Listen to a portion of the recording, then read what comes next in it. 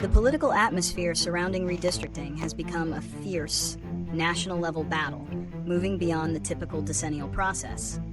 Governor Newsom's proposal is not an isolated effort, but a direct response to Republican-led moves in states like Texas, which are redrawing their own congressional maps to gain a partisan advantage.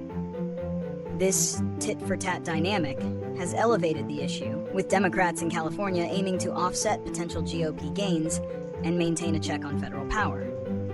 Obama's endorsement frames this as a principled stand for democracy rather than a simple power grab.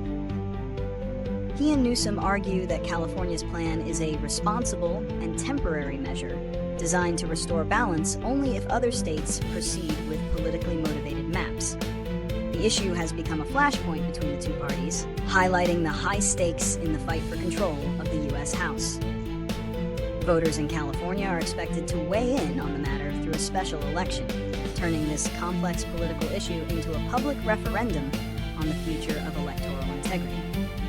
Barack Obama endorsed Governor Gavin Newsom's redistricting plan primarily because it's a direct countermeasure to a Republican-led effort in Texas. Obama, a prominent figure in the National Democratic Redistricting Committee, views the Texas plan as a form of politically motivated gerrymandering that could secure an unfair advantage for the GOP in upcoming elections.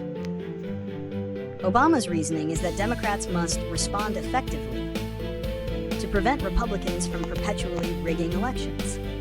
He sees Newsom's plan as a smart, measured approach because it's temporary and conditional.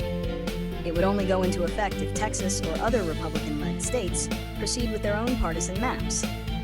This frames the California effort not as a power grab, but as a defense of a fair electoral system, temporarily overriding the state's independent redistricting commission to counter what is perceived as a significant threat to democracy. The immediate consequences of this move are significant and multifaceted. If the California plan is approved by voters, it could fundamentally reshape the national political landscape.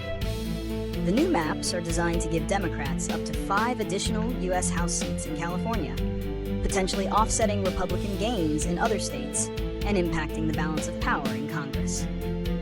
This action also has legal and political ramifications. California's plan would temporarily override its own independent redistricting commission, a body created to prevent partisan gerrymandering. This has drawn strong criticism from Republicans, who are threatening to file legal challenges and have called for a federal investigation.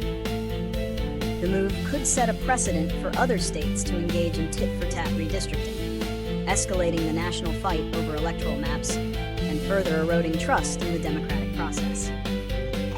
The proposed solution is a strategic, temporary, and conditional one.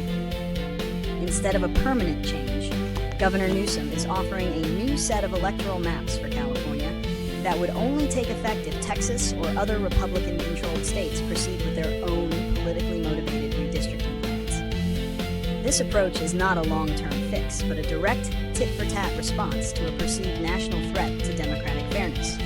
Newsom and Obama frame this as a responsible and measured solution, arguing it's necessary to counter a Republican effort to gain a lasting advantage in the U.S. House of Representatives. The plan essentially serves as a political deterrent, signaling that Democrats will not stand by while the opposition engages in partisan gerrymandering. The ultimate fate of the plan rests with California voters, who will decide in a special election whether to greenlight this unique and controversial solution.